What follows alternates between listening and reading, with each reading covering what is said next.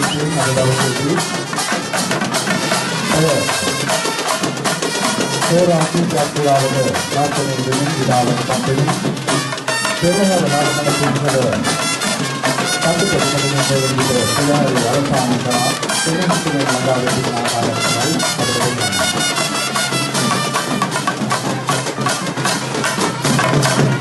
පෙරහැර පිළිබඳව වනාන්තරයේ වාරගන්න අපේ ආදරණීය ජීවිතාව